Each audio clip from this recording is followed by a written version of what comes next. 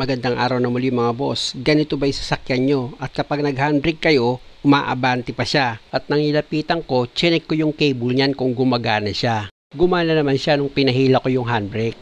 Tapos, chinek up ko na rin yung brake pad niyan. Nakita ko naman okay, makapal pa.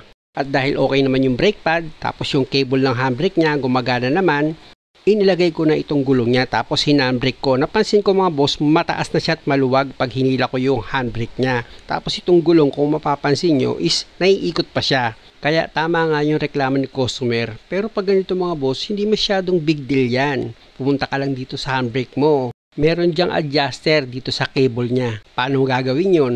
Tanggalin mo itong cover dito sa handbrake mo. Tapos dahan-dahan mong iangat itong cover niya kasi nakaklip lang naman yan. Basta ingatan mo lang. Sabi nga sa akin ni customer, medyo marupok na daw yung clip niyan kasi plastic lang yan mga boss, nakatusok yan eh. Kaya kung mapapansin nyo, habang hinihila ko itong cover niya or inaangat ko, dinadahan-dahan ko yan. Mahirap na kasi, ayoko pa naman sa lahat yung nakakasira ako.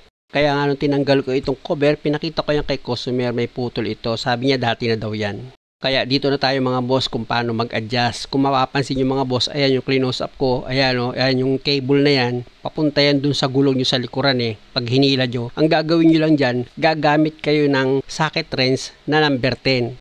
Pasensya na mauga yung camera mga boss ha. Shoutout nga pala kay Brad Banjo Canuto, may hawak nitong camera. Medyo kinakabahan kaya magalaw yung camera. Balik na ako sa pag-adjust mga boss. Gagamit ka ng socket wrench dyan na number 10. Pihitin mo lang yan. Kita nyo naman diba, napakadali lang mag-adjust ng handbrake nito. Kaya kung ganito yung sasakyan nyo, kayo na yung mag-adjust or gumawa ng sasakyan nyo. O hilahin ko, diba may laban na siya, medyo tumigas na siya.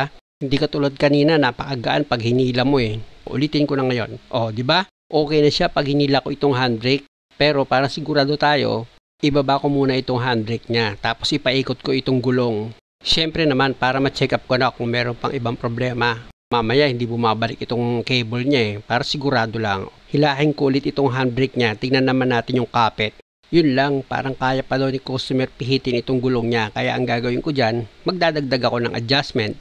Siyempre naman, bago ka mag-adjust, ang gagawin mo is ibaba mo muna itong handbrake. Tapos gamit mo ulit yung socket wrench mo na number 10, pihitin mo itong adjuster niya. Tandaan nyo mga boss, wag naman sobra-sobra sa pag-adjust ng handbrake.